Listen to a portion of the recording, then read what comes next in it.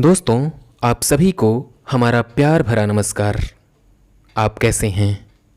ईश्वर से प्रार्थना करता हूँ कि आप स्वस्थ रहें, प्रसन्न रहें और सुरक्षित रहें। दोस्तों, हमारे YouTube चैनल मनमीत में आपका बहुत बहुत स्वागत है। दोस्तों, आज मैं आपके लिए लाया हूँ जयशंकर प्रसाद की कहानी आकाशदीप। जयशंकर प्रसाद हिंदी साहित्य के आकाश का एक चमकता सितारा। जयशंकर प्रसाद ने जहाँ एक ओर कामायनी जैसी कालजयी रचना दी, वहीं दूसरी ओर छाया, प्रतिध्वनि, आकाशदीप, आंधी और इंद्रजाल जैसे कहानी संग्रह दिए। एक ओर चंद्रगुप्त, स्कंदगुप्त, अजातशत्रु और ध्रुवस्वामिनी जैसे नाटक लिखे, वहीं दूसरी ओर लहर, आंसू, झरना, प्रेम पथिक, करुणालय एवं चित्राधार जैसी काव्य रचनाएं दीं। जयशंकर प्रसाद की कहानियाँ देश, काल और वातावरण के निर्माण की दृष्टि से श्रेष्ठ रचनाएं हैं। इनकी ऐतिहासिक कहानियों में भारत के उज्ज्वल अतीत के चित्र आंखों के सामने साकार हो जाते हैं। दृश्य वर्णन का अनुपम रूप पाठकों के काल्पनिक मन में साकार हो उठता है। आकाशदीप एक ऐसी ही कहानी है। तो आइए सुनते हैं जयशंकर प्रसाद की प्रसिद्ध कहानी आकाशदीप। बंदी, क्या है? सोने दो। मुक्त होना चाहते हो? अभी नहीं, निद्रा खुलने पर चुप रहो, फिर अवसर ना मिलेगा। बड़ी शीत है, कहीं से एक कंबल डालकर कोई शीत से मुक्त करता। आंधी की संभावना है, यही अवसर है। आज मेरे बंधन शिथिल हैं। तो क्या तुम भी बंदी हो? हाँ, धीरे बोलो। इस नाव पर केवल 10 नाविक और प्रहरी हैं। शस्त्र मिलेगा? मिल जाएगा। पोत से संबद्ध रज्जु काट सकोगे? हाँ। समुद्र में हिलोरें उठने लगीं। दोनों बंदी आपस में टकराने लगे। पहले बंदी ने अपने को स्वतंत्र कर लिया, दूसरे का बंधन खोलने का प्रयत्न करने लगा। लहरों के धक्के एक दूसरे को स्पर्श से पुलकित कर रहे थे। मुक्ति की आशा, स्नेह का असंभावित आलिंगन। दोनों ही अंधकार में मुक्त हो गए। दूसरे बंदी ने हर्षातिरेक से उसको गले से लगा लिया। सहसा उस बंदी ने कहा, यह क्या? तुम स्त्री हो? क्या स्त्री होना कोई पाप है? अपने को अलग करते हुए स्त्री ने कहा। शस्त्र कहाँ है? तुम्हारा नाम? चंपा। तारक खचित नील अंबर और समुद्र के आकाश में पवन ऊधम मचा रहा था। अंधकार से मिलकर पवन दृष्ट हो रहा था। समुद्र में आंदोलन था। नौका लहरों में विकल थी। स्त्री सतर्कता से लुढ़कने लगी। एक मतवाले नाविक के शरीर से टकराती हुई सावधानी से उसका कृपाण निकालकर फिर लुढ़कते हुए बंदी के समीप पहुंच गई। सहसा पोत से पथ प्रदर्शक ने चिल्लाकर कहा, आंधी। आपत्ति सूचक तूर्य बजने लगा। सब सावधान होने लगे। बंदी युवक उसी तरफ पड़ा रहा। किसी ने रस्सी पकड़ी, कोई पाल खोल रहा था, पर युवक बंदी ढुलक कर उस रज्जु के पास पहुंचा जो पोत से संलग्न थी। तारे ढक गए, तरंगें उद्वेलित हुईं, समुद्र गरजने लगा। भीषण आंधी पिशाचिनी के समान नाव को अपने हाथों में लेकर कंदुक, क्रीड़ा और अट्टहास करने लगी। एक झटके के साथ ही नाव स्वतंत्र थी। उस संकट में भी दोनों बंदी खिलखिलाकर हंस पड़े। आंधी के हाहाकार में उसे कोई न सुन सका। अनंत जलनिधि में उषा का मधुर आलोक फूट उठा। सुनहली किरणों और लहरों की कोमल सृष्टि मुस्कुराने लगी। सागर शांत था। नाविक ने देखा पोत का पता ही नहीं, बंदी मुक्त हैं। नायक ने कहा, बुद्धगुप्त, तुमको मुक्त किसने किया? कृपाण दिखाकर बुद्धगुप्त ने कहा, इसने। नायक ने कहा, तो तुम्हें फिर बंदी बनाऊंगा। किसके लिए? पोताध्यक्ष मणिभद्र अतल जल में होगा। नायक, अब इस नौका का स्वामी मैं हूं। तुम? जलदस्यु बुद्धगुप्त, कदापि नहीं, चौंक कर नायक ने कहा और अपना कृपाण टटोलने लगा। चंपा ने इसके पहले उस पर अधिकार कर लिया था। वह क्रोध से उछल पड़ा। तो तुम द्वंद्व युद्ध के लिए प्रस्तुत हो जाओ, जो विजयी होगा वह स्वामी होगा। इतना कहकर बुद्धगुप्त ने कृपाण देने का संकेत किया। चंपा ने कृपाण नायक के हाथ में दे दिया। भीषण घात प्रतिघात आरंभ हुआ। दोनों कुशल, दोनों त्वरित गति वाले थे। बड़ी निपुणता से बुद्धगुप्त ने अपना कृपाण दांतों से पकड़कर अपने दोनों हाथ स्वतंत्र कर लिए। चंपा भय और विस्मय से देखने लगी। नाविक प्रसन्न हो गए, परंतु बुद्धगुप्त ने लाघव से नायक का कृपाण वाला हाथ पकड़ लिया और विकट हुंकार से दूसरा हाथ डाल उसे गिरा दिया। दूसरे ही क्षण प्रभात की किरणों में बुद्धगुप्त का विजयी कृपाण उसके हाथों में चमक उठा। नायक की कातर आंखें प्राण भिक्षा मांगने लगीं। बुद्धगुप्त ने कहा, बोलो, अब स्वीकार है कि नहीं? मैं अनुचर हूं। वरुण देव की शपथ, मैं विश्वासघात नहीं करूंगा। बुद्धगुप्त ने उसे छोड़ दिया। चंपा ने युवक जलदस्यु के समीप आकर उसके क्षतों को अपनी स्निग्ध दृष्टि और कोमल करों से वेदना विहीन कर दिया। बुद्धगुप्त के सुगठित शरीर पर रक्त बिंदु विजय तिलक कर रहे थे। विश्राम लेकर बुद्धगुप्त ने पूछा, हम लोग कहाँ होंगे? बाली द्वीप से बहुत दूर, संभवतः एक नवीन द्वीप के पास, जिसमें अभी हम लोगों का बहुत कम आना जाना होता है। सिंघल के वणिकों का वहाँ प्राधान्य है। कितने दिनों में हम लोग वहाँ पहुँचेंगे? अनुकूल पवन मिलने पर 2 दिन में। तब तक के लिए खाद्य का अभाव ना होगा। सहसा नायक ने नाविकों को डाढ़ लगाने की आज्ञा दी और स्वयं पतवार पकड़कर बैठ गया। बुद्धगुप्त के पूछने पर उसने कहा, यह एक जलमग्न शैलखंड है। सावधान न रहने से नाव टकराने का भय है। तुम्हें इन लोगों ने बंदी क्यों बनाया? वणिक मणिभद्र की पाप वासना ने। तुम्हारा घर कहाँ है? जाह्नवी के तट पर, चंपा नगरी की एक क्षत्रिय बालिका हूँ। पिता इसी मणिभद्र के यहाँ प्रहरी का काम करते थे।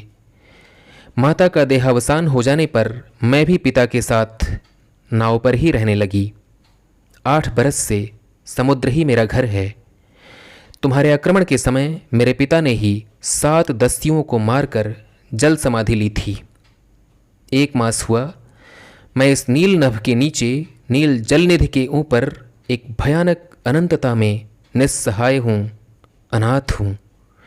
मणिभद्र ने मुझसे एक दिन घृणित प्रस्ताव किया। मैंने उसे गालियाँ सुनाईं। उसी दिन से बंदी बना ली गई।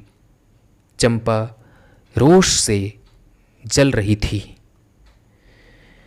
मैं भी ताम्रलिप्त का एक क्षत्रिय हूँ चंपा, परंतु दुर्भाग्य से जलदस्यु बनकर जीवन बिताता हूँ।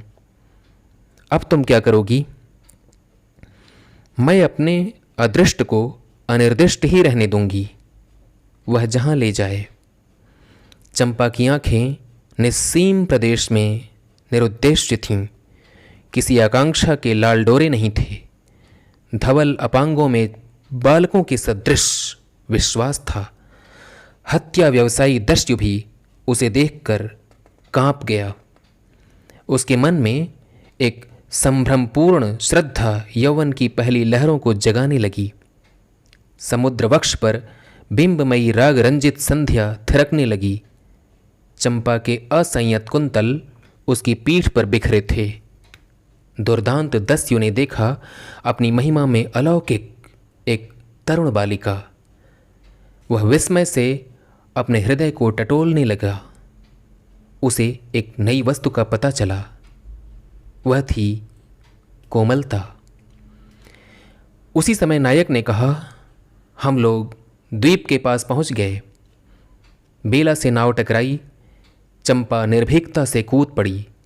मांझी भी उतरे। बुद्धगुप्त ने कहा, जब इसका कोई नाम नहीं है तो हम लोग इसे चंपा द्वीप कहेंगे। चंपा हंस पड़ी। 5 बरस बाद शरद के धवल नक्षत्र नील गगन में झलमिला रहे थे। चंद्र की उज्ज्वल विजय पर अंतरिक्ष में शरद लक्ष्मी ने आशीर्वाद के फूलों और खीलों को बिखेर दिया। चंपा के एक उच्च सौंध पर बैठी हुई तरुणी चंपा दीपक जला रही थी। बड़े यत्न से अभ्रक की मंजूषा में दीप धरकर उसने अपनी सुकुमार उंगलियों से डोरी खींची। वह दीपाधार ऊपर चढ़ने लगा। भोली भाली आंखें उसे ऊपर चढ़ते हुए बड़े हर्ष से देख रही थीं। डोरी धीरे धीरे खींची गई। चंपा की कामना थी कि उसका आकाशदीप नक्षत्रों से हिल मिल जाए, किंतु वैसा होना असंभव था। उसने आशा भरी आंखें फेर लीं। सामने जलराशि का रजत श्रृंगार था। तरुण बालिकाओं के लिए लहरों से हीरे और नीलम की क्रीड़ा शैलमालाएं बन रही थीं, और वे मायाविनी छलनाएं अपनी हंसी का कलनाद छोड़कर छिप जाती थीं। दूर दूर से धीवरों का वंशी झनकार उनके संगीत सा मुखरित होता था। चंपा ने देखा कि तरल संकुल जलराशि में उसके कंडील का प्रतिबिंब अस्त व्यस्त था। वह अपनी अपूर्णता के लिए सैकड़ों चक्कर काटता था। वह अनमनी होकर उठ खड़ी हुई। किसी को पास ना देखकर पुकारा, जया। एक श्यामा युवती सामने आकर खड़ी हो गई। वह जंगली थी। नील नभमंडल से मुख में शुद्ध नक्षत्रों की पंक्ति के समान उसके दांत हंसते ही रहते। वह चंपा को रानी कहती। बुद्धगुप्त की आज्ञा थी। महानाविक कब तक आवेंगे, बाहर पूछो तो, चंपा ने कहा। जया चली गई। दूरागत पवन चंपा के अंचल में विश्राम लेना चाहता था। उसके हृदय में गुदगुदी हो रही थी। आज न जाने क्यों वह बेसुध थी। एक दीर्घकाय दृढ़ पुरुष ने उसकी पीठ पर हाथ रख चमत्कृत कर दिया। उसने फिर कर कहा, बुद्धगुप्त, बावली हो क्या? यहां बैठी हुई अभी तक दीप जला रही हो? तुम्हें यह काम करना है? क्षीर निधिशाई अनंत की प्रसन्नता के लिए क्या दासियों से आकाश दीप जलवाऊं? हंसी आती है। तुम किसको दीप जलाकर पथ दिखलाना चाहती हो? उसको जिसको तुमने भगवान मान लिया है? हाँ, वह कभी भटकते हैं, भूलते हैं, नहीं तो बुद्धगुप्त को इतना ऐश्वर्य क्यों देते? तो बुरा क्या हुआ इस द्वीप की अधीश्वरी चंपा रानी? मुझे इस बंदी गृह से मुक्त करो। अब तो बाली, जावा और सुमात्रा का वाणिज्य केवल तुम्हारे ही अधिकार में है महानाविक। परंतु मुझे उन दिनों की स्मृति सुहावनी लगती है जब तुम्हारे पास एक ही नाव थी और चंपा के उपकूल में पण्य लाद कर हम लोग सुखी जीवन बिताया करते थे। इस जल में अगणित बार हम लोगों की तरी आलोकमय प्रभात में तारिकाओं की मधुर ज्योति में थिरकती थी। बुद्धगुप्त, उस विजन अनंत में जब माझी सो जाते थे, दीपक बुझ जाते थे, हम तुम परिश्रम से थक कर पालों में शरीर लपेटकर एक दूसरे का मुंह क्यों देखते थे? वह नक्षत्रों की मधुर छाया। तो चंपा, अब उससे भी अच्छे ढंग से हम लोग विचर सकते हैं। तुम मेरी प्राणदात्री हो, मेरी सर्वस्व हो। नहीं नहीं, तुमने दस्यु वृत्ति छोड़ दी, परंतु हृदय वैसा ही अकरुण, सतृष्ण और ज्वलनशील है। तुम भगवान के नाम पर हंसी उड़ाते हो। मेरे आकाशदीप पर व्यंग्य कर रहे हो। नाविक, उस प्रचंड आंधी में प्रकाश की एक एक किरण के लिए हम लोग कितने व्याकुल थे। मुझे स्मरण है, जब मैं छोटी थी मेरे पिता नौकरी पर समुद्र में जाते थे। मेरी माता मिट्टी का दीपक बांस की पिटारी में भागीरथी के तट पर बांस के साथ ऊंचे टांग देती थीं। उस समय वह प्रार्थना करतीं, भगवान, मेरे पथभ्रष्ट नाविक को अंधकार में ठीक पथ पर ले चलना। और जब मेरे पिता बरसों बाद लौटते तो कहते, साध्वी, तेरी प्रार्थना से भगवान ने संकटों में मेरी रक्षा की है। वह गदगद हो जाती।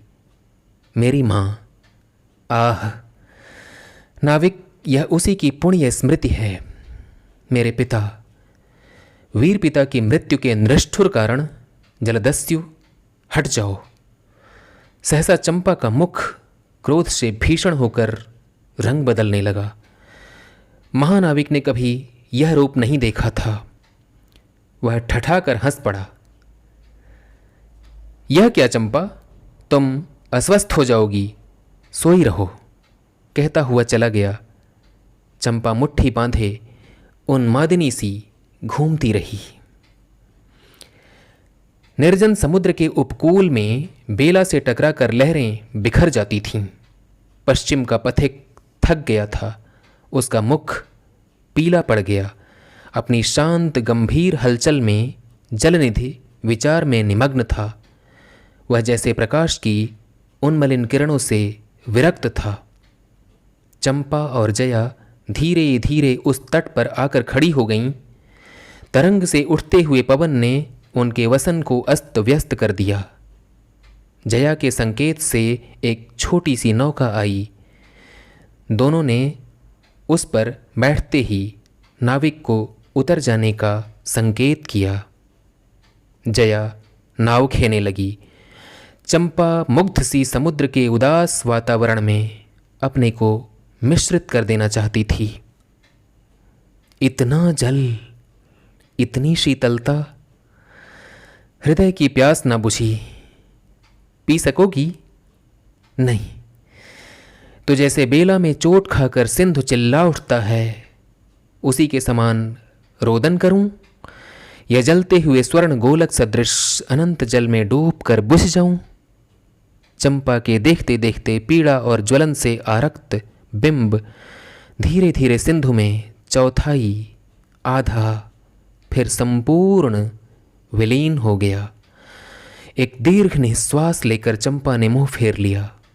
देखा तो महानाविक का बजरा उसके पास था।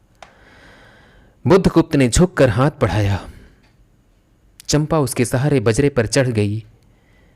दोनों पास पास बैठ गए। इतनी छोटी नाव पर इधर घूमना ठीक नहीं। पास ही वह जलमग्न शैलखंड है। कहीं नाव टकरा जाती या ऊपर चढ़ जाती चंपा तो? अच्छा होता बुद्धगुप्त, जल में बंदी होना कठोर प्राचीरों से तो अच्छा है। आह चंपा, तुम कितनी निर्दय हो। बुद्धगुप्त को आज्ञा देकर देखो तो वह क्या नहीं कर सकता, जो तुम्हारे लिए नए द्वीप की सृष्टि कर सकता है, नई प्रजा खोज सकता है, नए राज्य खोज सकता है। उसकी परीक्षा लेकर देखो तो। कहो चंपा, वह कृपाण से अपना हृदय पिंड निकालकर अपने हाथों अतल तल में विसर्जन कर सकता है। महानाविक जिसके नाम से बाली, जावा और चंपा का आकाश गूंजता था, पवन थर्राता था, घुटनों के बल चंपा के सामने छलछलाई आंखों से बैठा था। सामने शैलमाला की चोटी पर हरियाली में विस्तृत जलदेश में नील पिंगल संध्या, प्रकृति की सहृदय कल्पना, विश्राम की शीतल छाया स्वप्नलोक का सृजन करने लगी। उस मोहिनी के रहस्यपूर्ण नीलजात का कुहुक स्फुट हो उठा, जैसे मदिरा से सारा अंतरिक्ष सिक्त हो गया। सृष्टि नील कमलों में भर उठी। उस सौरभ से पागल चंपा ने बुद्धगुप्त के दोनों हाथ पकड़ लिए।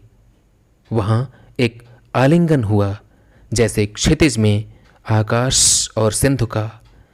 किंतु उस परिरंभ में सहसा चैतन्य होकर चंपा ने अपनी कंचुकी से एक कृपाण निकाल लिया। बुद्धगुप्त, आज मैं अपने प्रतिशोध का कृपाण अतल जल में डुबा देती हूं। हृदय ने छल किया, बार बार धोखा दिया।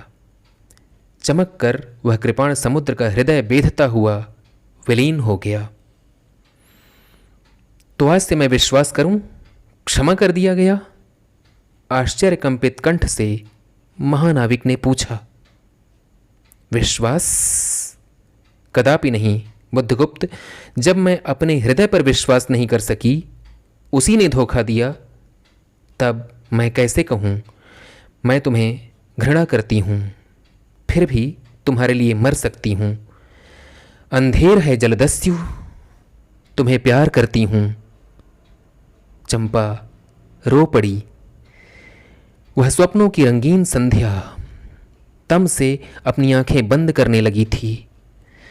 दीर्घ निश्वास लेकर महानाविक ने कहा, इस जीवन की पुण्यतम घड़ी की स्मृति में एक प्रकाश गृह बनाऊंगा चंपा, यहीं उस पहाड़ी पर। संभव है कि मेरे जीवन की धुंधली संध्या उससे आलोक पूर्ण हो जाए। चंपा के दूसरे भाग में एक मनोरम शैलमाला थी। वह बहुत दूर तक सिंधु जल में निमग्न थी। सागर का चंचल जल उस पर उछलता हुआ उसे छिपाए था। आज उसी शैलमाला पर चंपा के आदि निवासियों का समारोह था। उन सबों ने चंपा को वन देवी सा सजाया था। ताम्रलिप्त के बहुत से सैनिक नाविकों की श्रेणी में वन कुसुम विभूषित चंपा शिविकारूढ़ होने जा रही थी। शैल के एक ऊंचे शिखर पर चंपा के नाविकों को सावधान करने के लिए सुदृढ़ द्वीप स्तंभ बनवाया गया था। आज उसी का महोत्सव है। बुद्धगुप्त स्तंभ के द्वार पर खड़ा था। शिविका से सहायता लेकर चंपा को उसने उतारा। दोनों ने भीतर पदार्पण किया था कि बांसुरी और ढोल बजने लगे। पंक्तियों में कुसुम भूषण से सजी वन बालाएं फूल उछालती हुई नाचने लगीं। दीप स्तंभ की ऊपरी खिड़की से यह दृश्य देखती हुई चंपा ने जया से पूछा, यह क्या है जया? इतनी बालिकाएं कहां से बटोर लाईं? आज रानी का ब्याह है ना? कहकर जया हंस पड़ी। बुद्धगुप्त जलनिधि की ओर देख रहा था। उसे झकझोर कर चंपा ने पूछा, क्या यह सच है? यदि तुम्हारी इच्छा हो तो यह सच भी हो सकता है चंपा। कितने वर्षों से मैं ज्वालामुखी को अपनी छाती में दबाए हुए हूं। चुप रहो महानाविक। क्या मुझे निस्सहाय और कंगाल जानकर तुमने आज सब प्रतिशोध लेना चाहा? मैं तुम्हारे पिता का घातक नहीं हूं चंपा। वह एक दूसरे दस्यु के शस्त्र से मरे। यदि मैं इसका विश्वास कर सकती बुद्धगुप्त, वह दिन कितना सुंदर होता, वह क्षण कितना स्पृहणीय। आह, तुम इस निष्ठुरता में भी कितने महान होते। जया नीचे चली गई थी। स्तंभ के संकीर्ण बुद्धगुप्त और चंपा एकांत में एक दूसरे के सामने बैठे थे। बुद्धगुप्त ने चंपा के पैर पकड़ लिए।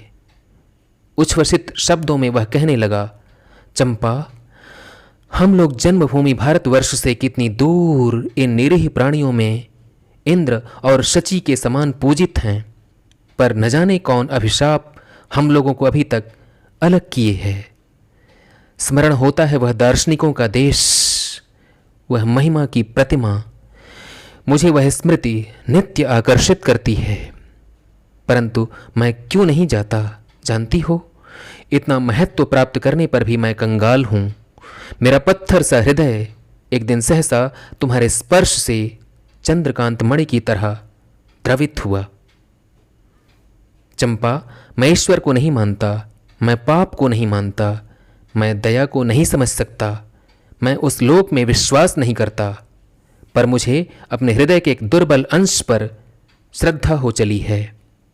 तुमने जाने कैसे एक बहकी हुई तारिका के समान मेरे शून्य हृदय में अपने को उदित कर लिया है। आलोक की एक कोमल रेखा इस निविड़ तम में मुस्कुराने लगी। पशुबल और धन के उपासक के मन में किसी शांत और एकांत कामना की हंसी खिलखिलाने लगी, पर मैं नहीं हंस पाया। चलोगी चंपा? पोतवाहिनी पर असंख्य धनराशि लादकर राजरानी सी जन्मभूमि के अंक में आज हमारा परिणय हो। कल ही हम लोग भारत के लिए प्रस्थान करें। महानाविक बुद्धगुप्त की आज्ञा सिंधु की लहरें मानती हैं। वे स्वयं उस पोतपुंज को दक्षिण पवन के समान भारत में पहुंचा देंगी। आह चंपा, चलो। चंपा ने उसके हाथ पकड़ लिए। किसी आकस्मिक झटके ने एक पल भर में दोनों के अधरों को मिला दिया। सहसा चैतन्य होकर चंपा ने कहा, बुद्धगुप्त, मेरे लिए सब मिट्टी एक समान है, सब जल तरल है, सब पवन शीतल है। कोई विशेष आकांक्षा हृदय में अग्नि के समान प्रज्वलित नहीं। सब मिलाकर मेरे लिए एक शून्य है। प्रिय नाविक, तुम स्वदेश लौट जाओ विभवों का सुख भोगने के लिए, और मुझे छोड़ दो इन निरीह भोले भाले प्राणियों के दुख की सहानुभूति और सेवा के लिए। तो मैं अवश्य चला जाऊंगा चंपा। यहां रहकर मैं अपने हृदय पर अधिकार रख सकूं, इसमें संदेह है। आह, इन लहरों में मेरा विनाश हो जाए। महानाविक के उच्छ्वास में विकलता थी। फिर उसने पूछा, तुम अकेली यहां क्या करोगी? पहले विचार था कि कभी कभी इस दीप स्तंभ पर से आलोक जलाकर अपने पिता की समाधि का इस जल में अन्वेषण करूंगी, किंतु देखती हूं मुझे भी इसी में जलना होगा, जैसे आकाशदीप। एक दिन स्वर्ण रहस्य के प्रभात में चंपा ने अपने दीप स्तंभ पर से देखा। सामुद्रिक नावों की एक श्रेणी चंपा का उपकूल छोड़कर पश्चिम उत्तर की ओर महाजल व्याल के समान संतरण कर रही है। उसकी आंखों से आंसू झरने लगे। यह कितनी ही शताब्दियों पहले की कथा है। चंपा आजीवन उस दीप स्तंभ में आलोक जलाती रही, किंतु उसके बाद भी बहुत दिन उस द्वीप के निवासी उस माया, ममता और स्नेह सेवा की देवी की समाधि सदृश पूजा करते रहे। एक दिन काल के कठोर हाथों ने उसे भी अपनी चंचलता से गिरा दिया। दोस्तों, ये थी जयशंकर प्रसाद की कहानी आकाशदीप। आपको कैसी लगी? अपनी प्रतिक्रिया हमें अवश्य दीजिएगा। आपकी प्रतिक्रिया का मुझे इंतज़ार रहता है। आपसे अगली मुलाकात होगी अगले वीडियो में। तब तक के लिए अनुमति दीजिए। नमस्कार।